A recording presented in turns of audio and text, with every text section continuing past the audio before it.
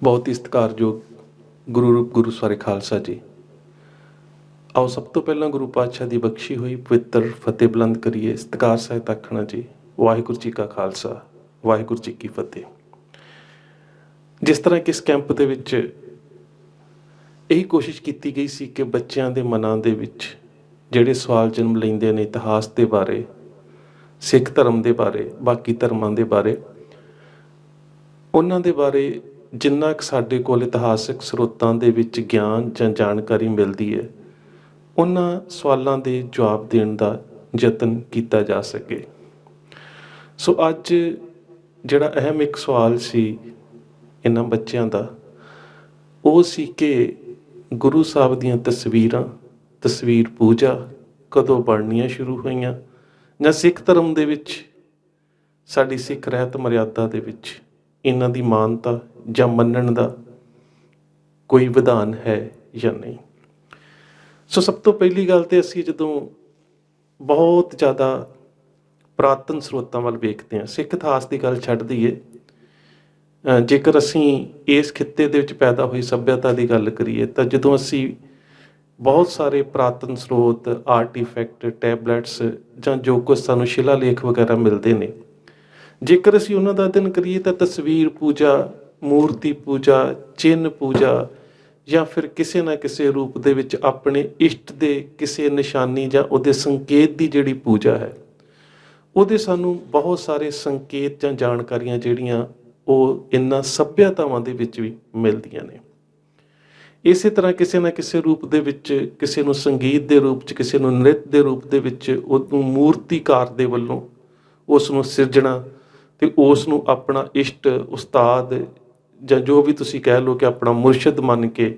ਉਸ ਦੀ ਪੂਜਾ ਅਰਾਧਨਾ ਕਰਨੀ, ਜਾਂ ਫਿਰ ਉਸ ਦੇ ਬੁੱਤ ਦੇ ਅੱਗੇ ਆਪਣਾ ਅਭਿਆਸ ਕਰਨਾ, ਜਿਹੜਾ ਇਹ ਸਾਨੂੰ ਪੁਰਾਤਨ ਸੱਭਿਅਤਾਵਾਂ ਦੇ ਵਿੱਚ ਮਿਲਦਾ ਹੈ। ਉਸ ਤੋਂ ਬਾਅਦ ਜਦੋਂ ਅਸੀਂ ਭਗਤੀ ਲਹਿਰ ਦੀ ਗੱਲ ਕਰਦੇ ਹਾਂ, ਉਹਦੇ ਵਿੱਚ ਜਿਹੜੀ ਸਰਾਕਾਰ ਸਰੂਪ ਦੀ ਭਗਤੀ ਭਾਵਨਾ ਵਾਲੀ ਲਹਿਰ ਸੀ, ਉਸ ਨੇ ਤਾਂ ਮੂਰਤੀ ਪੂਜਾ ਨੂੰ ਬਹੁਤ ਜ਼ਿਆਦਾ ਅਪਣਾਇਆ, ਕਿਉਂਕਿ ਉਹ ਕਿਤੇ ਨਾ ਕਿਤੇ ਪਰਮਾਤਮਾ ਦਾ ਸਰਾਕਾਰ ਰੂਪ, ਜਿਸ ਨੂੰ ਉਹ ਕਿਤੇ ਮਨੁੱਖ ਦੇ ਰੂਪ ਦੇ ਵਿੱਚ, ਕਿਤੇ ਨਾ ਕਿਤੇ ਅਰਧ ਮਨੁੱਖ ਦੇ ਰੂਪ ਦੇ ਵਿੱਚ, ਕਿਤੇ ਅਰਧ ਨਾਰੀ ਅਤੇ ਅਰਧ ਮਨੁੱਖ ਦੇ ਰੂਪ ਦੇ ਵਿੱਚ, ਕਿਤੇ ਨਾ ਕਿਤੇ ਜਾਨਵਰ ਦੇ ਰੂਪ ਦੇ ਵਿੱਚ ਵੀ ਉਸ ਨੂੰ ਸਿਰਜਦੇ ਸੀ ਔਰ ਉਸ ਦੀ ਪੂਜਾ ਕਰਦੇ ਸੀ। ਉਸ ਤੋਂ ਬਾਅਦ ਜਦੋਂ ਅਸੀਂ ਨਿਰਾਕਾਰ ਪ੍ਰਭੂ ਭਗਤੀ ਦੀਆਂ ਜਿਹੜੀਆਂ ਪद्धਤੀਆਂ ਨੇ, ਜਦੋਂ ਅਸੀਂ ਉਹਨਾਂ ਵੱਲ ਵੇਖਦੇ ਹਾਂ ਤਾਂ ਉਹਦੇ ਵਿੱਚ ਵੀ ਇੱਕ ਕਨਫਿਊਜ਼ਨ ਜੀ ਥੋੜ੍ਹੀ ਜਿਹੀ ਇਹ ਹੈ ਕਿ ਬੇਸ਼ੱਕ ਉਹਦੇ ਵਿੱਚ ਨਿਰਾਕਾਰ ਭਗਤੀ ਦੀ ਗੱਲ ਕੀਤੀ ਜਾਂਦੀ ਹੈ, ਪਰ ਧਿਆਨ ਟਿਕਾਉਣ ਦੇ ਵਾਸਤੇ ਕਿ ਕਿਸ ਨੂੰ ਤੁਸੀਂ ਆਪਣਾ ਧਿਆਨ ਟਿਕਾਉਣਾ ਹੈ, ਜਾਂ ਤੁਸੀਂ ਨਾਮ ਅਭਿਆਸ ਕਰਦੇ ਹੋਏ ਜੋ ਉਹਨਾਂ ਦੀ ਪੂਜਾ ਪੱਧਤੀ ਦੇ ਅਨੁਸਾਰ, ਉਹਦੇ ਅਨੁਸਾਰ ਜਿਹੜਾ ਤੁਸੀਂ ਆਪਣਾ ਸਿਮਰਨ ਜਾਂ ਅਭਿਆਸ ਕਰਨ ਦੇ ਦੌਰਾਨ ਕਿਸ ਚੀਜ਼ ਦੇ ਉੱਪਰ ਸੁਰਤ ਨੂੰ ਟਿਕਾਉਣਾ, ਉਹ ਵੀ ਕਿਤੇ ਨਾ ਕਿਤੇ ਮੂਰਤ ਦੇ ਨਾਲ ਜੋੜ ਦਿੰਦਾ ਸੀ। ਪਰ ਜਦੋਂ ਅਸੀਂ ਗੱਲ ਕਰਦੇ ਹਾਂ ਸਾਹਿਬ ਸ੍ਰੀ ਗੁਰੂ ਗ੍ਰੰਥ ਸਾਹਿਬ ਮਹਾਰਾਜ ਦੇ ਵਿੱਚ, ਸਭ ਤੋਂ ਪਹਿਲਾਂ ਤਾਂ ਜਦੋਂ ਅਸੀਂ ਮੂਰਤੀ ਪੂਜਾ ਜਾਂ ਮੂਰਤੀ ਨੂੰ ਇਸ਼ਟ ਮੰਨਣ ਦੀ ਗੱਲ ਉਸ ਵਾਲੇ ਪਾਸੇ ਆਉਂਦੇ ਹਾਂ, ਤਾਂ ਸਭ ਤੋਂ ਅਹਿਮ ਗੱਲ ਤਾਂ ਸਾਡੇ ਸਾਹਮਣੇ ਭਗਤ ਨਾਮਦੇਵ ਜੀ ਰੱਖ ਦਿੰਦੇ ਨੇ। ਏਕੇ ਪੱਥਰ ਕੀਜੇ ਭਾਓ, ਦੂਜੇ ਪਾਥਰ ਧਰੀਏ ਪਾਓ, ਜੇ ਉਹ ਦਿਓ ਤਾਂ ਉਹ ਵੀ ਦੇਵਾ, ਕਹੋ ਨਾਮਦੇਵ ਹਮ ਹਰ ਕੀ ਸੇਵਾ। ਨਾਮਦੇਵ ਜੀ ਬੜਾ ਸਪਸ਼ਟ ਕਰ ਦਿੰਦੇ ਨੇ ਕਿ ਇੱਕ ਰਾਜ ਮਿਸਤਰੀ ਵੱਲ ਵੇਖੋ, ਉਹਦੇ ਹੱਥ ਦੇ ਵਿੱਚ ਵੀ ਇੱਕ ਸੰਗਮਰਮਰ ਦਾ ਟੁਕੜਾ ਹੈ, ਪੱਥਰ ਦਾ ਟੁਕੜਾ ਹੈ। ਇੱਕ ਸੰਗ ਤਰਾਸ਼ ਦੇ ਕੋਲ ਵੇਖੋ, ਉਹਦੇ ਕੋਲ ਵੀ ਸੰਗਮਰਮਰ ਦਾ ਜਾਂ ਪੱਥਰ ਦਾ ਟੁਕੜਾ ਹੈ। ਜਿਹੜਾ ਸੰਗ ਤਰਾਸ਼ ਹੈ ਉਸ ਨੇ ਪੱਥਰ ਦੇ ਟੁਕੜੇ ਦੀ ਮੂਰਤੀ ਜਿਹੜੀ ਸੀ ਉਹ ਬਣਾ ਦਿੱਤੀ, ਅਤੇ ਜਿਹੜਾ ਰਾਜ ਮਿਸਤਰੀ ਹੈ ਉਸ ਨੇ ਉਸ ਮੂਰਤੀ ਨੂੰ ਰੱਖਣ ਦਾ ਥੜਾ ਬਣਾ ਦਿੱਤਾ। ਹੈ ਤਾਂ ਦੋਵੇਂ ਪੱਥਰ। ਅਤੇ ਨਾਮਦੇਵ ਜੀ ਇਸ ਦੇ ਉੱਪਰ ਸਵਾਲ ਕਰਦੇ ਨੇ ਕਿ ਜੇਕਰ ਸੰਗ ਤਰਾਸ਼ ਦਾ ਪੱਥਰ ਜਿਹੜਾ ਮੂਰਤੀ ਦਾ ਆਕਾਰ ਲੈ ਚੁੱਕਾ ਹੈ, ਜੇਕਰ ਉਹ ਪੂਜਣਯੋਗ ਹੈ, ਤਾਂ ਜਿਸ ਥੜੇ ਦੇ ਉੱਪਰ ਬੈਠ ਕੇ ਤੁਸੀਂ ਪੂਜਾ ਕਰ ਰਹੇ ਹੋ, ਜਿਸ ਥੜੇ ਨੂੰ ਪੱਥਰ ਤੋਂ ਇਸ ਰੂਪ ਦੇ ਵਿੱਚ ਆਕਾਰ ਇੱਕ ਰਾਜ ਮਿਸਤਰੀ ਨੇ ਦਿੱਤਾ, ਤਾਂ ਉਹ ਰੱਬ ਕਿਉਂ ਨਹੀਂ ਹੋ ਸਕਦਾ? ਇਹ ਬੜਾ ਅਹਿਮ ਸਵਾਲ ਹੈ। ਕਬੀਰ ਸਾਹਿਬ ਨੇ ਬਹੁਤ ਪਿਆਰੀ ਗੱਲ ਆਪਣੀ ਪਾਵਨ ਬਾਣੀ ਦੇ ਵਿੱਚ ਲਿਖੀ, ਜੋ ਸਾਹਿਬ ਸ੍ਰੀ ਗੁਰੂ ਗ੍ਰੰਥ ਸਾਹਿਬ ਮਹਾਰਾਜ ਦੇ ਵਿੱਚ ਗੁਰੂ ਸਾਹਿਬ ਨੇ ਦਰਜ ਕੀਤੀ ਹੈ। ਪਖਾਣ ਗੜ ਕੇ ਮੂਰਤ ਕੀਨੀ, ਦੇ ਕੇ ਛਾਤੀ ਪਾਓ, ਜੇ ਇਹ ਮੂਰਤ ਸਾਚੀ ਹੈ ਤਾਂ ਗੜਨ ਹਾਰੇ ਖਾਓ। ਕਹਿੰਦੇ ਕਿਸੇ ਸੰਗ ਤਰਾਸ਼ ਵੱਲ ਵੇਖੋ, ਪੱਥਰ ਦਾ ਸੰਗਮਰਮਰ ਦਾ ਟੁਕੜਾ ਲੈਂਦਾ ਹੈ, ਪੈਰਾਂ ਦੇ ਵਿੱਚ ਰੱਖਦਾ ਹੈ, ਘੁੱਟ ਕੇ ਪੈਰਾਂ ਦੇ ਨਾਲ ਫੜਦਾ ਹੈ, ਫਿਰ ਛੈਣੀ ਦੇ ਨਾਲ, ਹਥੌੜੀ ਦੇ ਨਾਲ ਉਸ ਦੇ ਨਕਸ਼ ਘੜਨੇ ਸ਼ੁਰੂ ਕਰ ਦਿੰਦਾ ਹੈ। ਭਾਵ ਕਿ ਉਸ ਪੱਥਰ ਨੂੰ ਮੂਰਤੀ ਬਣਾਉਣਾ ਸ਼ੁਰੂ ਕਰ ਦਿੰਦਾ ਹੈ। ਵੈਸੇ ਇੱਕ ਗੱਲ ਇੱਕ ਫਿਲਾਸਫਰ ਨੇ ਬੜੀ ਪਿਆਰੀ ਕਹੀ ਹੈ, ਉਹ ਕਹਿੰਦਾ ਕਿ ਹਰ ਮੂਰਤੀ ਇੱਕ ਪੱਥਰ ਹੈ ਤੇ ਹਰ ਪੱਥਰ ਦੇ ਵਿੱਚ ਇੱਕ ਮੂਰਤੀ ਹੈ। ਬਸ ਸੰਗ ਤਰਾਸ਼ ਕਿੰਨੀ ਕੁ ਮਿਹਨਤ ਕਰਦਾ ਹੈ, ਇਹ ਉਸ ਦੇ ਉੱਪਰ ਨਿਰਭਰ ਕਰਦਾ ਹੈ। ਉਸੇ ਪੱਥਰ ਦੇ ਕੁਝ ਹਿੱਸਿਆਂ ਨੂੰ ਝਾੜ ਦਿੱਤਾ ਜਾਵੇ ਤੇ ਮੂਰਤੀ ਨਿਕਲ ਜਾਂਦੀ ਹੈ। ਉਸੇ ਮੂਰਤੀ ਨੂੰ ਜੇ ਤੁਸੀਂ ਵੇਖੋ ਤਾਂ ਪੱਥਰ ਹੈ।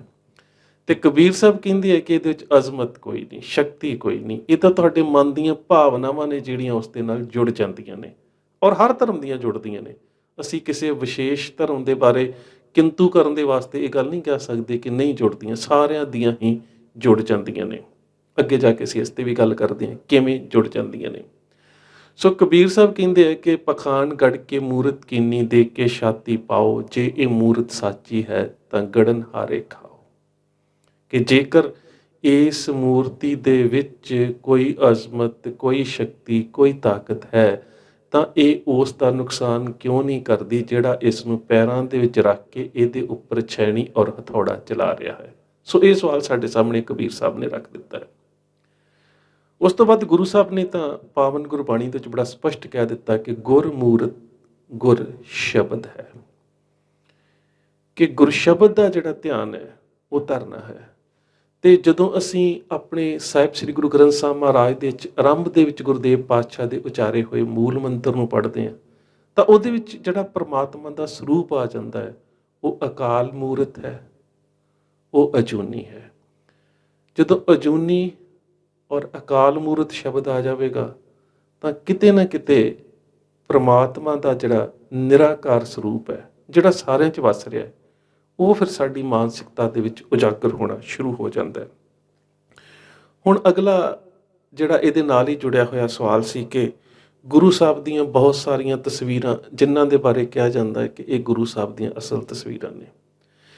ਵੇਖੋ, ਪਹਿਲੀ ਗੱਲ ਤਾਂ ਇਹ ਹੈ ਕਿ ਗੁਰੂ ਸਾਹਿਬ ਦੇ ਸਮੇਂ ਜਿਹੜੇ ਅੱਜ ਵਾਲੇ ਕੈਮਰੇ ਆ ਉਹ ਤਾਂ ਹੈ ਨਹੀਂ ਸੀ, ਪਰ ਤੁਸੀਂ ਇਹ ਵੀ ਨਹੀਂ ਕਹਿ ਸਕਦੇ ਕਿ ਗੁਰੂ ਪਾਤਸ਼ਾਹ ਦੇ ਸਮੇਂ ਚਿੱਤਰਕਾਰੀ, ਕਲਾਕਾਰੀ ਨਹੀਂ ਸੀ ਹੁੰਦੀ। ਇਹ ਬਿਲਕੁਲ ਹੁੰਦੀ ਸੀ। ਜੇਕਰ ਅਸੀਂ ਗੁਰੂ ਸਾਹਿਬਾਨ ਦੀਆਂ ਪੁਰਾਤਨ ਜਿਹੜੀਆਂ ਪੇਂਟਿੰਗਸ ਨੇ, ਜਿਹੜੀਆਂ ਚਿੱਤਰਕਾਰੀਆਂ ਨੇ, ਜੇਕਰ ਉਹਨਾਂ ਦੀ ਗੱਲ ਕਰੀਏ ਤਾਂ ਸਭ ਤੋਂ ਪਹਿਲਾਂ ਸਾਨੂੰ ਕੁਝ ਸਰੋਤਾਂ ਦੇ ਵਿੱਚ, ਵੈਸੇ ਇਹਦੇ ਬਾਰੇ ਪ੍ਰਮਾਣਿਕਤਾ ਇਸ ਕਰਕੇ ਨਹੀਂ ਹੈਗੀ ਕਿ ਅਜੇ ਤੱਕ ਸਿੱਖਾਂ ਦੀ ਨੁਮਾਇੰਦਾ ਕਿਸੇ ਸੰਸਥਾ ਨੇ, ਜਿਵੇਂ ਸ਼੍ਰੋਮਣੀ ਗੁਰਦੁਆਰਾ ਪ੍ਰਬੰਧਕ ਕਮੇਟੀ ਹੈ ਜਾਂ ਹੋਰ ਵੀ ਸਾਡੀਆਂ ਬਹੁਤ ਸਾਰੀਆਂ ਸੰਸਥਾਵਾਂ ਨੇ, ਕਿਸੇ ਵੀ ਸਾਡੀ ਨੁਮਾਇੰਦਾ ਸੰਸਥਾ ਨੇ ਅਜੇ ਤੱਕ ਇਸ ਤਰ੍ਹਾਂ ਦਾ ਕੋਈ ਤੱਥ ਜਾਂ ਜਿਹੜੇ ਆਰਟੀਫੈਕਟਸ ਹੁੰਦੇ ਨੇ, ਜਿਹੜੀਆਂ ਇਵੇਂ ਦੀਆਂ ਚਿੱਤਰਕਾਰੀਆਂ ਹੁੰਦੀਆਂ ਨੇ, ਇਵੇਂ ਦੀਆਂ ਜਿਹੜੀਆਂ ਪੇਂਟਿੰਗਸ ਹੁੰਦੀਆਂ ਨੇ, ਜਿਨ੍ਹਾਂ ਦੇ ਬਾਰੇ ਇਹ ਹੁੰਦਾ ਹੈ ਕਿ ਕਿਤੇ ਨਾ ਕਿਤੇ ਇਹਨਾਂ ਦੇ ਵਿੱਚ ਕੋਈ ਪੁਰਾਤਨਤਾ ਜਾਂ ਕੋਈ ਸੱਚਾਈ ਹੈ, ਪਰ ਉਹਨਾਂ ਦੀ ਘੋਖ ਪੜਤਾਲ ਕਰਨ ਤੋਂ ਬਾਅਦ ਕੋਈ ਨਿੱਘਰ ਜਾਣਕਾਰੀ ਦੇਣ ਦੇ ਵਾਸਤੇ ਅਜੇ ਤੱਕ ਕਿਸੇ ਬੋਰਡ ਦਾ ਜਿਹੜਾ ਉਹ ਗਠਨ ਨਹੀਂ ਕੀਤਾ ਗਿਆ ਕਿ ਜਿਹੜੇ ਪੁਰਾਤਨ ਆਰਟੀਫੈਕਟਸ ਨੇ ਜਾਂ ਜਿਹੜੀਆਂ ਪੇਂਟਿੰਗਸ ਨੇ ਜਾਂ ਜਿਨ੍ਹਾਂ ਖਾਸ ਕਰਕੇ ਵਸਤਾਂ ਦੇ ਬਾਰੇ ਕਿਹਾ ਜਾਂਦਾ ਹੈ, ਪੁਰਾਤਨ ਵਸਤਾਂ ਦੇ ਬਾਰੇ ਕਿ ਇਹ ਗੁਰੂ ਸਾਹਿਬਾਨ ਦੇ ਸਮੇਂ ਦੀਆਂ ਨੇ ਜਾਂ ਫਿਰ ਇਹ ਤਸਵੀਰਾਂ ਗੁਰੂ ਸਾਹਿਬ ਦੀਆਂ ਨੇ, ਉਹਦੇ ਬਾਰੇ ਅਜੇ ਤੱਕ ਸਾਡੇ ਕੋਲ ਕਹਿ ਸਕਦੇ ਹੋ ਕਿ ਨਿੱਘਰ ਜਾਣਕਾਰੀ ਦੇਣ ਦੇ ਵਾਸਤੇ ਸਾਡੇ ਕੋਲ ਇਵੇਂ ਦਾ ਅਜੇ ਸਾਡੀ ਕੌਮ ਨੇ ਕੋਈ ਵਿਧਾਨ ਬਣਾਇਆ ਹੀ ਨਹੀਂ ਹੈ, ਜਿਹੜਾ ਮੇਰੇ ਖਿਆਲ ਦੇ ਨਾਲ ਬਹੁਤ ਸਮਾਂ ਪਹਿਲਾਂ ਬਣ ਜਾਣਾ ਚਾਹੀਦਾ ਸੀ, ਜਦੋਂ ਡਾਕਟਰ ਗੰਡਾ ਸਿੰਘ ਹੁਣਾਂ ਨੇ, ਪ੍ਰਿੰਸੀਪਲ ਸਤਬੀਰ ਸਿੰਘ ਹੁਣਾਂ ਨੇ ਜਾਂ ਫਿਰ ਡਾਕਟਰ ਤਰਲੋਚਨ ਸਿੰਘ ਹੁਣਾਂ ਨੇ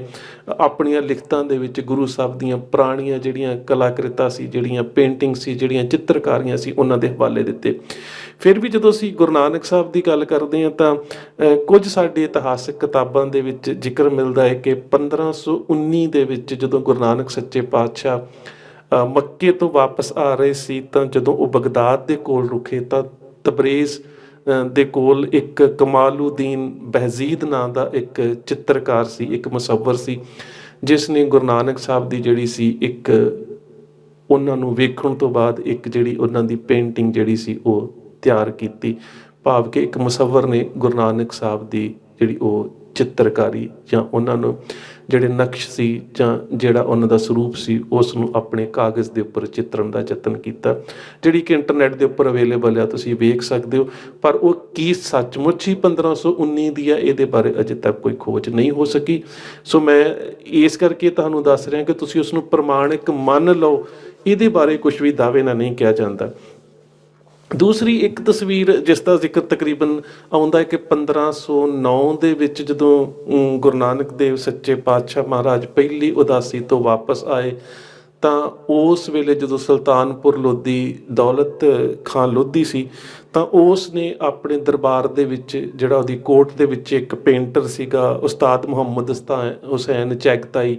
ਕਿ ਉਹਦੇ ਕੋਲੋਂ ਗੁਰੂ ਨਾਨਕ ਸਾਹਿਬ ਦੀ ਜਿਹੜੀ ਸੀ ਇੱਕ ਪੇਂਟਿੰਗ ਤਿਆਰ ਕਰਵਾਈ, ਜਿਸ ਦੇ ਵਿੱਚ ਛੋਟੇ ਛੋਟੇ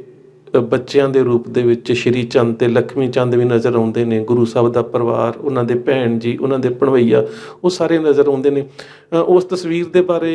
ਇਹ ਕਿਹਾ ਜਾਂਦਾ, ਇੰਟਰਨੈਟ ਦੇ ਉੱਪਰ ਤੁਹਾਨੂੰ ਉਸ ਦੀ ਜਾਣਕਾਰੀ ਵੀ ਮਿਲ ਜਾਵੇਗੀ ਕਿ ਬੇਬੇ ਨਾਨਕੀ ਜੀ ਟਰਸਟ ਦੇ ਜਿਹੜੇ ਅਫਰੀਕਾ ਤੋਂ ਹੋਇਆ ਕਰਦੇ ਸੀਗੇ, ਉਹਦੇ ਮੁਖੀ ਸੀ ਬੀਬੀ ਬਲਵੰਤ ਕੌਰ ਜੀ, ਉਹਨਾਂ ਦੇ ਕੋਲ ਸੀਗੀ ਉਹ ਤਸਵੀਰ। ਤੇ ਕਿਹਾ ਜਾਂਦਾ ਹੈ ਕਿ ਜਦੋਂ ਸੁਲਤਾਨਪੁਰ ਲੋਧੀ ਦੀਆਂ ਕੁਝ ਪੁਰਾਣੀਆਂ ਇਮਾਰਤਾਂ ਨੂੰ ਢਾਇਆ ਜਾ ਰਿਹਾ ਸੀ ਜਾਂ ਖੁਦਾਈ ਕੀਤੀ ਜਾ ਰਹੀ ਸੀ, ਤਾਂ ਇੱਕ ਪੁਰਾਣੇ ਇਮਾਰਤ ਦੀ ਜ਼ਮੀਨ ਦੋਸਤ ਜਿਹੜੀ ਮੰਜ਼ਿਲ ਸੀ, ਉਹਦੇ ਵਿੱਚੋਂ ਤਸਵੀਰ ਜਿਹੜੀ ਸੀ ਉਹ ਦੁਬਾਰਾ ਪ੍ਰਾਪਤ ਹੋਈ, ਜਿਹੜੀ ਇੰਟਰਨੈਟ ਦੇ ਉੱਪਰ ਹੈ। ਜਦੋਂ ਅਸੀਂ ਗੁਰੂ ਤੇਗ ਬਹਾਦਰ ਸਾਹਿਬ ਦੀਆਂ ਤਸਵੀਰਾਂ ਦੀ ਗੱਲ ਕਰਦੇ ਹਾਂ, ਕਿਉਂਕਿ ਬਹੁਤ ਥਾਵਾਂ ਦੇ ਉੱਪਰ ਜ਼ਿਕਰ ਮਿਲਦਾ ਹੈ ਕਿ ਜਿਸ ਵੇਲੇ ਗੁਰੂ ਤੇਗ ਬਹਾਦਰ ਸਾਹਿਬ ਢਾਕਾ ਗਏ, ਤਾਂ ਉਸ ਵੇਲੇ ਗੁਰੂ ਸਾਹਿਬ ਦੇ ਇੱਕ ਸਿੱਖ ਭਾਈ ਬਲਾਕੀ ਤੇ ਉਸ ਦੀ ਮਾਤਾ ਜੀ ਨੇ ਬੇਨਤੀ ਕੀਤੀ ਕਿ ਅਸੀਂ ਆਪਣੇ ਘਰ ਦੇ ਵਿੱਚ ਗੁਰੂ ਸਾਹਿਬ ਦੀ ਯਾਦ ਦੇ ਰੂਪ ਦੇ ਵਿੱਚ ਉਹਨਾਂ ਦੀ ਤਸਵੀਰ ਜਿਹੜੀ ਆ ਉਹ ਰੱਖਣ ਦੇ ਵਾਸਤੇ ਕਿਸੇ ਮੁਸੱਵਰ ਦੇ ਕੋਲੋਂ ਤਿਆਰ ਕਰਵਾਉਣਾ ਚਾਹੁੰਦੇ ਆ। ਤਾਂ ਉਸ ਵੇਲੇ ਕੋਈ ਜਿਹੜਾ ਸਭ ਤੋਂ ਵੱਡਾ ਮੁਸੱਵਰ ਸੀ ਉਹ ਸ਼ਾਇਸਤਾ ਖਾਨ ਜਿਹੜਾ ਸੀ, ਉਸ ਵੇਲੇ ਬੰਗਾਲ ਦਾ ਗਵਰਨਰ, ਉਹਦੀ ਕੋਰਟ ਦੇ ਵਿੱਚ ਜਾਂ ਉਹਦੇ ਦਰਬਾਰ ਦੇ ਵਿੱਚ ਸੀ। ਤੇ ਸ਼ਾਇਸਤਾ ਖਾਨ ਜਿਹੜਾ ਇਹ ਤੁਹਾਨੂੰ ਪਤਾ ਹੀ ਹੋਵੇਗਾ ਕਿ ਇਹ ਮੁਮਤਾਜ਼ ਦਾ ਭਰਾ ਸੀ ਔਰ ਨੂਰ ਜਹਾਂ ਦਾ ਭਤੀਜਾ ਸੀ, ਆਸਿਫ ਖਾਨ ਦਾ ਬੇਟਾ ਸੀ ਔਰ ਗਿਆਸ ਬੇਗ ਦਾ ਇਹ ਪੋਤਰਾ ਸੀ। ਔਰ ਇਹ ਸਾਰਾ ਪਰਿਵਾਰ ਜਿਹੜਾ ਇਹ ਗੁਰੂ ਨਾਨਕ ਸੱਚੇ ਪਾਤਸ਼ਾਹ ਦੇ ਕਹਿ ਸਕਦੇ ਹੋ ਕਿ ਜਿੰਨੇ ਵੀ ਸਾਡੇ ਗੁਰੂ ਸਾਹਿਬਾਨ ਸੀ ਉਹਨਾਂ ਨੂੰ ਸਾਰਾ ਤਕਰੀਬਨ ਚੰਗੀ ਤਰ੍ਹਾਂ ਜਾਣਦਾ ਸੀਗਾ, ਕਿਉਂਕਿ ਇਹ ਪਰਿਵਾਰ ਜਿਹੜਾ ਸੀ ਇਹ ਮੁਗਲਾਂ ਦੀ ਦਰਬਾਰ ਦੇ ਵਿੱਚ ਲੰਬੇ ਸਮੇਂ ਤੋਂ 3-4 ਪੀੜ੍ਹੀਆਂ ਤੋਂ ਨੌਕਰੀ ਕਰ ਰਿਹਾ ਸੀ। ਸੋ ਉਹਦੇ ਬਾਰੇ ਜ਼ਿਕਰ ਮਿਲਦਾ ਹੈ ਕਿ ਸ਼ਾਇਸਤਾ ਖਾਨ ਨੇ ਆਪਣੇ ਦਰਬਾਰ ਦੇ ਵਿੱਚੋਂ ਇੱਕ ਮੁਸੱਵਰ ਨੂੰ ਭੇਜ ਕੇ ਗੁਰੂ ਤੇਗ ਬਹਾਦਰ ਸਾਹਿਬ ਦੀ ਜਿਹੜੀ ਸੀ ਇੱਕ ਚਿੱਤਰਕਾਰੀ ਜਿਹੜੀ ਜਾਂ ਇੱਕ ਚਿੱਤਰ ਜਿਹੜਾ ਸੀ ਉਹ ਤਿਆਰ ਕਰਵਾਇਆ। ਕੁਝ ਸਰੋਤਾਂ ਦੇ ਵਿੱਚ ਇਹ ਵੀ ਜ਼ਿਕਰ ਮਿਲਦਾ ਹੈ ਕਿ ਉਹ ਗੁਰੂ ਸਾਹਿਬ ਦਾ ਚਿਹਰਾ ਜਿਹੜਾ ਸੀ ਨਾ ਬਣਾ ਸਕਿਆ ਤੇ ਗੁਰੂ ਸਾਹਿਬ ਨੇ ਆਪਣੇ ਨਕਸ਼ ਉਹਦੇ ਉੱਪਰ ਆਪ ਜਿਹੜੇ ਸੀ ਕੜੇ। ਇਸੇ ਤਰ੍ਹਾਂ ਇਸ ਦਾ ਜਿਹੜਾ ਜ਼ਿਕਰ ਹੈ ਕਿ ਇਹ ਤਸਵੀਰ ਇਸ ਵੇਲੇ ਕਿੱਥੇ, ਇਸ ਦਾ ਜ਼ਿਕਰ ਪ੍ਰਿੰਸੀਪਲ ਸਤਬੀਰ ਸਿੰਘ ਹੁਣਾਂ ਨੇ ਕੀਤਾ ਕਿ ਇਹ ਕਲਕੱਤਾ ਦੇ ਮਿਊਜ਼ੀਅਮ ਦੇ ਵਿੱਚ ਪਈ ਹੈ। ਮੈਂ ਉੱਥੇ ਗਿਆ ਸੀ, ਮੈਂ ਨਹੀਂ ਵੇਖ ਸਕਿਆ, ਪਰ ਉਸ ਤਸਵੀਰ ਨੂੰ ਡਾਕਟਰ ਤਰਲੋਚਨ ਸਿੰਘ ਹੁਣਾਂ ਨੇ ਉਸ ਦਾ ਆਪਣੀ ਕਿਤਾਬ ਦੇ ਵਿੱਚ ਵੀ ਜ਼ਿਕਰ ਕੀਤਾ ਹੈ, ਗੁਰੂ ਤੇਗ ਬਹਾਦਰ ਸਾਹਿਬ ਵਾਲੀ ਦੇ ਵਿੱਚ, ਤੇ ਉਹਨਾਂ ਦੀ ਕਿਤਾਬ ਦਾ ਹਵਾਲਾ ਦੇ ਕੇ ਵੀ ਹੁਣ ਇਹ ਤਸਵੀਰ ਜਿਹੜੀ ਹੈ ਉਹ ਇੰਟਰਨੈਟ ਦੇ ਉੱਪਰ ਮੌਜੂਦ ਵੀ ਹੈ, ਤੁਸੀਂ ਵੇਖ ਵੀ ਸਕਦੇ ਹੋ ਸਰਚ ਕਰਕੇ ਕਿ ਜਿਹੜਾ ਕਲਕੱਤੇ ਦੇ ਮਿਊਜ਼ੀਅਮ 'ਚ ਗੁਰੂ ਤੇਗ ਬਹਾਦਰ ਸਾਹਿਬ ਦੀ ਕਿਹੜੀ ਤਸਵੀਰ ਪਈ ਹੈ। ਡਾਕਟਰ ਅਨੁਰਾਗ ਸਿੰਘ ਹੁਣਾਂ ਨੇ ਵੀ ਇਸ ਦਾ ਜ਼ਿਕਰ ਕੀਤਾ ਹੈ, ਉਹਨਾਂ ਦੇ ਪਿਤਾ ਡਾਕਟਰ ਤਰਲੋਚਨ ਸਿੰਘ ਹੁਣਾਂ ਨੇ ਵੀ ਆਪਣੀ ਕਿਤਾਬ ਦੇ ਵਿੱਚ ਇਸ ਦਾ ਜਿਹੜਾ ਜ਼ਿਕਰ ਕੀਤਾ। ਇਸੇ ਤਰ੍ਹਾਂ ਹਰਪਾਲ ਸਿੰਘ ਕਸੂਰ ਹੁਣਾਂ ਨੇ ਇਸ ਦਾ ਜ਼ਿਕਰ ਕੀਤਾ ਹੈ ਕਿ ਉਹਨਾਂ ਨੇ ਇਹ ਤਸਵੀਰ ਬਕਾਇਦਾ ਤੌਰ ਦੇ ਉੱਪਰ ਕਲਕੱਤੇ ਦੇ ਉਸ ਮਿਊਜ਼ੀਅਮ ਦੇ ਵਿੱਚ ਵੇਖੀ। ਪਰ ਜਦੋਂ ਜਿਹੜੀਆਂ ਹੁਣ ਪ੍ਰਚਲਿਤ ਤਸਵੀਰਾਂ ਦੀ ਅਸੀਂ ਗੱਲ ਕਰਦੇ ਹਾਂ, ਜੇ ਅੱਜ ਦੀ ਗੱਲ ਦੇ ਉੱਪਰ ਆ ਜਾਈਏ, ਤੇ ਇਹ ਤਾਂ ਹੋ ਸਕਦਾ ਹੈ ਕਿ ਜੇਕਰ ਕੱਲ੍ਹ ਨੂੰ ਸਾਡੀ ਕੌਮ ਦਾ ਧਿਆਨ ਇਸ ਪਾਸੇ ਹੋਵੇ ਤੇ ਕੋਈ ਸਾਡੀ ਸੰਸਥਾ ਇਵੇਂ ਦੀ ਬਣੇ ਕਿ ਜਿਹਦੇ ਨਾਲ ਅਸੀਂ ਕਹਿ ਸਕਦੇ ਹੋ ਕਿ ਕਿਸੇ ਨਾ ਕਿਸੇ ਰੂਪ ਦੇ ਵਿੱਚ ਇਹਨਾਂ ਤੱਥਾਂ ਦੀ ਪੜਤਾਲ ਕਰ ਸਕੀਏ ਕਿ ਇਹ ਜਿਹੜੀਆਂ ਪੇਂਟਿੰਗਸ ਜਾਂ ਜਿਹੜੀਆਂ ਕਿਹਾ ਜਾਂਦਾ ਹੈ ਕਿ ਕਿਸੇ ਮੁਸੱਵਰ ਨੇ ਇਹ ਤਸਵੀਰਾਂ ਗੁਰੂ ਸਾਹਿਬ ਦੀਆਂ ਤਿਆਰ ਕੀਤੀਆਂ, ਇਹਨਾਂ ਦੇ ਪਿੱਛੇ ਕਿੰਨੀ ਕੁ ਸੱਚਾਈ ਹੈ, ਇਹ ਤੇ ਆਉਣ ਵਾਲਾ ਵਕਤ ਦੱਸੇਗਾ। ਪਰ ਜਿਹੜੀਆਂ ਹੁਣ ਤਸਵੀਰਾਂ ਸਾਡੇ ਘਰਾਂ ਦੇ ਵਿੱਚ ਨੇ ਔਰ ਸਾਡੇ ਮਨ ਦੇ ਵਿੱਚ ਵਸ ਚੁੱਕੀਆਂ ਨੇ ਔਰ ਵਸ ਵੀ ਇਸ ਤਰ੍ਹਾਂ ਨਾਲ ਗਈਆਂ ਨੇ, ਔਰ ਇਹ ਸਿੱਖਾਂ ਦੀ ਗੱਲ ਨਹੀਂ, ਇਹ ਹਰ ਇੱਕ ਦੇ ਮਨ ਦੇ ਵਿੱਚ ਇਸੇ ਤਰ੍ਹਾਂ ਹੀ ਵਸ ਜਾਂਦੀਆਂ ਨੇ ਕਿ ਉਹਨਾਂ ਤਸਵੀਰਾਂ ਦੀ ਕੋਈ ਬੇਅਦਬੀ ਕਰੇ ਤੇ ਸਾਨੂੰ ਓਨਾ ਹੀ ਗੁੱਸਾ ਲੱਗਦਾ ਜਿੰਨਾ ਬਾਕੀ ਕੌਮੀਅਤਾਂ ਨੂੰ ਲੱਗਦਾ ਹੈ। ਇਹ ਕੁਦਰਤੀ ਇਹ ਵਰਤਾਰਾ ਹੁੰਦਾ, ਇਹ ਮਨੁੱਖ ਦੀ ਮਾਨਸਿਕਤਾ ਦੇ ਨਾਲ, ਸਾਡੇ ਜਜ਼ਬਾਤਾਂ ਦੇ ਨਾਲ ਜੁੜਿਆ ਹੁੰਦਾ ਹੈ ਕਿ ਬੇਸ਼ੱਕ ਮੈਂ ਵੀ ਕਹਿੰਦਾ ਕਿ ਮੈਂ ਤਸਵੀਰ ਪੂਜਾ ਨਹੀਂ ਕਰਦਾ, ਮੈਂ ਤਸਵੀਰ ਨੂੰ ਮੱਥਾ ਨਹੀਂ ਟੇਕਦਾ, ਪਰ ਉਸੇ ਤਸਵੀਰ ਨੂੰ ਮੇਰੇ ਸਾਹਮਣੇ ਕੋਈ ਉਹਦੇ ਉੱਪਰ ਪੈਰ ਰੱਖੇ ਉਹਦਾ ਨਰਾਦਰ ਕਰੇ ਤਾਂ ਮੈਨੂੰ ਵੀ ਓਨਾ ਹੀ ਗੁੱਸਾ ਚੜ੍ਹੇਗਾ ਜਿੰਨਾ ਉਸ ਮਨੁੱਖ ਨੂੰ ਚੜ੍ਹੇਗਾ ਜਿਹੜਾ ਤਸਵੀਰ ਪੂਜਾ ਕਰਦਾ। ਪਰ ਜਿਹੜੀਆਂ ਤਸਵੀਰਾਂ ਅੱਜ ਜ਼ਿਆਦਾ ਪ੍ਰਚਲਿਤ ਨੇ ਸਾਡੇ ਗੁਰੂ ਘਰਾਂ ਦੇ ਵਿੱਚ ਜਾਂ ਸਾਡੇ ਘਰਾਂ ਦੇ ਵਿੱਚ, ਜਾਂ ਬਹੁਤ ਵਾਰੀ ਇੰਝ ਹੁੰਦਾ ਹੈ ਕਿ ਮੈਂ ਤਸਵੀਰ ਖਰੀਦ ਕੇ ਹੋ ਸਕਦਾ ਗੁਰੂ ਸਾਹਿਬ ਦੀ ਘਰ ਦੇ ਵਿੱਚ ਨਾ ਲਾਉਣਾ ਚਾਹਾਂ, ਕਿ ਮੈਂ ਚਾਹਾਂ ਕਿ ਜਿਹੜਾ ਸ਼ਬਦ ਹੈ ਗੁਰੂ ਸਾਹਿਬ ਦਾ ਉਸ ਨੂੰ ਕਿਸੇ ਵਧੀਆ ਜਿਹੜੇ ਕੈਲੀਗ੍ਰਾਫੀ ਕਰਦੇ ਨੇ ਉਹਦੇ ਕੋਲੋਂ ਤਿਆਰ ਕਰਵਾ ਕੇ ਲਾਵਾਂ। ਪਰ ਜਦੋਂ ਤੁਸੀਂ ਕਿਤੇ ਲੈਕਚਰ ਕਰਨ ਵਾਸਤੇ ਜਾਂਦੇ ਹੋ ਤਾਂ ਤੁਹਾਨੂੰ ਗੁਰੂ ਸਾਹਿਬ ਦੀ ਤਸਵੀਰ ਜਿਹੜੀ ਹੈ ਉਹ ਦੇ ਦਿੱਤੀ ਜਾਂਦੀ ਹੈ ਸਨਮਾਨ ਚਿੰਨ੍ਹ ਦੇ ਵਜੋਂ, ਤੇ ਹੁਣ ਤੁਹਾਡੀਆਂ ਭਾਵਨਾਵਾਂ ਜੁੜੀਆਂ ਨੇ ਉਸ ਸੰਸਥਾ ਦੇ ਨਾਲ, ਦੇਣ ਵਾਲੀ ਸੰਸਥਾ ਦੇ ਨਾਲ ਵੀ ਤੇ ਉਸ ਤਸਵੀਰ ਦੇ ਨਾਲ ਵੀ। ਤੁਸੀਂ ਉਸ ਦਾ ਨਰਾਦਰ ਜਿਹੜਾ ਉਹ ਨਹੀਂ ਕਰ ਸਕਦੇ। ਕਿਤੇ ਨਾ ਕਿਤੇ ਹਰ ਆਸਤਿਕ ਮਤ ਦੇ ਵਿੱਚ ਇਵੇਂ ਦੀਆਂ ਭਾਵਨਾਵਾਂ ਜਿਹੜੀਆਂ ਨੇ ਉਹ ਜੁੜ ਜਾਂਦੀਆਂ ਨੇ। ਪਰ ਜਿਹੜੀਆਂ ਜ਼ਿਆਦਾਤਰ ਤਸਵੀਰਾਂ ਪ੍ਰਚਲਿਤ ਨੇ ਇਹ ਸੋਭਾ ਸਿੰਘ ਦੀਆਂ ਬਣਾਈਆਂ ਹੋਈਆਂ ਨੇ, ਤੇ ਹੁਣ ਤਾਂ ਬਹੁਤ ਸਾਰੀਆਂ ਲਿਖਤਾਂ ਦੇ ਵਿੱਚ ਇਹ ਗੱਲ ਸਿੱਧ ਵੀ ਹੋ ਚੁੱਕੀ ਹੈ ਕਿ ਜਿਹੜੀਆਂ ਇਹ ਸੋਭਾ ਸਿੰਘ ਦੇ ਵੱਲੋਂ ਬਣਾਈਆਂ ਗਈਆਂ ਤਸਵੀਰਾਂ ਨੇ, ਜ਼ਿਆਦਾਤਰ ਉਸਨੇ ਜਾਂ ਆਪਣੇ ਆਪ ਦੀਆਂ ਜਾਂ ਇਹ ਇੱਕ ਦੋ ਹੋਰ ਸੱਜਣ ਸੀ ਜਿਨ੍ਹਾਂ ਨੂੰ ਉਸਨੇ ਸਾਹਮਣੇ ਬਿਠਾ ਕੇ ਤੇ ਪਹਿਰਾਵਾ ਜਿਹੜਾ ਸੀ ਗੁਰੂ ਸਾਹਿਬ ਵਾਲਾ ਦੇ ਦਿੱਤਾ, ਕਿ ਉਸਨੇ ਨਕਸ਼ ਜਿਹੜੇ ਨੇ ਉਹ ਆਪਣੇ ਸਮਕਾਲੀ ਮਨੁੱਖਾਂ ਦੇ ਜਾਂ ਆਪਣੇ ਹੀ ਵਰਤਣ ਦਾ ਯਤਨ ਕੀਤਾ, ਜਿਹੜੇ ਨੈਣ ਨਕਸ਼ ਨੇ। ਸੋ ਇਸ ਕਰਕੇ ਜੇ ਅਸੀਂ ਕਹੀਏ ਵੀ ਇਹ ਹੂਬਹੂ ਗੁਰੂ ਸਾਹਿਬ ਦੀਆਂ ਉਹ ਤਸਵੀਰਾਂ ਨੇ ਤਾਂ ਮੇਰੇ ਖਿਆਲ ਦੇ ਨਾਲ ਇਹ ਗੁਰੂ ਸਾਹਿਬ ਦੀਆਂ ਤਸਵੀਰਾਂ ਤਾਂ ਨਹੀਂ। ਸਾਨੂੰ ਨਹੀਂ ਪਤਾ ਕਿ ਗੁਰੂ ਸਾਹਿਬ ਦੇ ਨੈਣ ਨਕਸ਼ ਨੂੰ ਹਾਰ ਕੱਦ ਕਾਠ ਕਿਵੇਂ ਦਾ ਹੋਵੇਗਾ। ਜੋ ਕੁਝ ਸਾਨੂੰ ਲਿਖਤਾਂ 'ਚ ਮਿਲਦਾ ਹੈ ਉਹ ਤਾਂ ਹੈ। ਜਿਹੜੀਆਂ ਪੇਂਟਿੰਗਸ ਨੇ ਉਹਨਾਂ ਦੇ ਬਾਰੇ ਜ਼ਰੂਰ ਸਾਡੀਆਂ ਜਿਹੜੀਆਂ ਨੁਮਾਇੰਦਾ ਸੰਸਥਾਵਾਂ ਨੇ ਉਹਨਾਂ ਨੂੰ ਖੋਜ ਕਰਨੀ ਚਾਹੀਦੀ ਹੈ। ਪਰ ਜਿੱਥੋਂ ਤੱਕ ਤਸਵੀਰ ਪੂਜਾ ਦੀ ਗੱਲ ਹੈ ਉਹਦੇ ਉੱਪਰ ਸਾਨੂੰ ਬੜੇ ਸਪਸ਼ਟ ਰਹਿਣਾ ਚਾਹੀਦਾ ਹੈ ਕਿ ਠੀਕ ਹੈ, ਮੈਂ ਫਿਰ ਵੀ ਕਿਹਾ ਕਿ ਜੇ ਕੋਈ ਨਰਾਦਰੀ ਕਰਦਾ, ਬੇਅਦਬੀ ਕਰਦਾ ਤਾਂ ਸਾਡੇ ਸਾਰਿਆਂ ਦੇ ਮਨਾਂ ਦੇ 'ਚ ਉਸ ਗੱਲ ਦਾ ਰੋਸ ਆਉਂਦਾ, ਪਰ ਅਸੀਂ ਕੋਸ਼ਿਸ਼ ਕਰੀਏ ਕਿ ਅੱਜ ਦੇ ਇਹਨਾਂ ਬਣਾਏ ਹੋਏ ਮੁਸੱਵਰ ਜਾਂ ਜਿਹੜੇ ਚਿੱਤਰਕਾਰ ਨੇ ਜਾਂ ਜਿਹੜੇ ਕਲਾਕਾਰ ਨੇ ਇਹਨਾਂ ਦੀਆਂ ਤਸਵੀਰਾਂ ਤੋਂ ਵੱਧ ਗੁਰੇਜ਼ ਕਰਨ ਦਾ ਕੋਸ਼ਿਸ਼ ਕਰੀਏ। ਔਰ ਸਾਡੀ ਸੋਚ ਇਹ ਹੋਵੇ ਕਿ ਜੇਕਰ ਅਸੀਂ ਘਰ ਦੇ ਵਿੱਚ ਗੁਰੂ ਸਾਹਿਬ ਦੇ ਕਿਸੇ ਉਪਦੇਸ਼ ਨੂੰ ਜਗ੍ਹਾ ਦੇ ਸਕੀਏ, ਜਿਸ ਤਰ੍ਹਾਂ ਤੁਸੀਂ ਕਿਸੇ ਮੁਸਲਮਾਨ ਦੇ ਘਰ ਦੇ ਵਿੱਚ ਜਾਓ, ਉਹਦੇ ਘਰ ਦੇ ਵਿੱਚ ਤੁਹਾਨੂੰ ਕਿਤੇ ਵੀ ਉਹਨਾਂ ਦੇ ਧਰਮ ਦੇ ਬਾਨੀ ਹਜ਼ਰਤ ਮੁਹੰਮਦ ਸਾਹਿਬ ਦੀ ਤਸਵੀਰ ਨਹੀਂ ਮਿਲੇਗੀ, ਹਜ਼ਰਤ ਅਲੀ ਦੀ ਤਸਵੀਰ ਨਹੀਂ ਮਿਲੇਗੀ, ਹਜ਼ਰਤ ਫਾਤਮਾ ਦੀ ਨਹੀਂ ਮਿਲੇਗੀ। ਇੱਥੋਂ ਤੱਕ ਕਿ ਜੇਕਰ ਹਸਨ ਤੇ ਹੁਸੈਨ ਜਿਹੜੇ ਮੁਹੰਮਦ ਸਾਹਿਬ ਦੇ ਦੋਹਤੇ ਸੀ, ਜੇਕਰ ਉਹਨਾਂ ਦੀ ਗੱਲ ਵੀ ਆਵੇਗੀ ਤਾਂ ਉਹਨਾਂ ਦੇ ਤਾਜ਼ੀਏ ਜਾਂ ਜਿਹੜੇ ਉਹਨਾਂ ਦੇ ਦਿਨਾਂ ਦੇ ਵਿੱਚ ਕਰਬਲਾ ਦੇ ਯਾਦ ਦੇ ਵਿੱਚ ਜਿਹੜੇ ਉਹ ਦਿਨ ਮਨਾਉਂਦੇ ਨੇ, ਤੇ ਤਕਰੀਬਨ ਉਹਨਾਂ ਦੀ ਘੋੜੀ ਜਾਂ ਉਸ ਘੋੜੀ ਦੇ ਉੱਪਰ ਪਾਈ ਹੋਈ ਕਾਠੀ ਦੇ ਉੱਪਰ ਅਰਬੀ ਦੇ ਵਿੱਚ ਉਹਨਾਂ ਦੇ ਬਾਰੇ ਜਿਹੜਾ ਜ਼ਿਕਰ ਹੈ ਉਹੀ ਮਿਲੇਗਾ। ਸੋ ਕੋਸ਼ਿਸ਼ ਤੇ ਅਸੀਂ ਵੀ ਇਸ ਤਰ੍ਹਾਂ ਕਰੀਏ। ਪਰ ਜਿਹੜਾ ਕਿਸੇ ਧਾਰਮਿਕ ਅਕੀਦੇ ਦੇ ਵਿੱਚ ਜੇਕਰ ਅਸੀਂ ਵੇਖੀਏ, ਇਹ ਮੈਂ ਤੁਹਾਨੂੰ ਜਿਹੜੀ ਗੱਲ ਦੱਸੀ ਹੈ ਇਹ ਆਮ ਸਾਡੀ ਸਮਾਜਿਕ ਗੱਲ ਹੈ, ਪਰ ਜੇ ਅਸੀਂ ਧਾਰਮਿਕ ਵਿਚਾਰਧਾਰਾ ਦੇ ਉੱਪਰ ਵੇਖੀਏ ਤਾਂ ਸਿੱਖ ਧਰਮ ਦੇ ਵਿੱਚ ਤਸਵੀਰ ਪੂਜਾ ਦਾ ਕੋਈ ਸਥਾਨ ਨਹੀਂ, ਕਿਉਂਕਿ ਗੁਰੂ ਸਾਹਿਬ ਨੇ ਸਾਨੂੰ ਇਹ ਗੱਲ ਕਹਿ ਦਿੱਤੀ ਹੈ ਕਿ ਗੁਰਮੂਰਤ ਗੁਰ ਸ਼ਬਦ ਹੈ। ਸੋ ਇੰਨੀਆਂ ਬੇਨਤੀਆਂ, ਪ੍ਰਵਾਨ ਫਤਿਹ ਦੀ ਸਾਂਝ। ਕੱਲ੍ਹ ਫਿਰ ਤੁਹਾਡਾ ਅਗਲਾ ਸਵਾਲ ਜਿਹੜਾ ਮੈਨੂੰ ਆਇਆ ਇਸ ਕੈਂਪ ਦੇ ਵਿੱਚ, ਉਸ ਦੇ ਬਾਰੇ ਫਿਰ ਅਸੀਂ ਜ਼ਿਕਰ ਕਰਾਂਗੇ ਜੀ। ਵਾਹਿਗੁਰੂ ਜੀ ਕਾ ਖਾਲਸਾ, ਵਾਹਿਗੁਰੂ ਜੀ ਕੀ ਫਤਿਹ।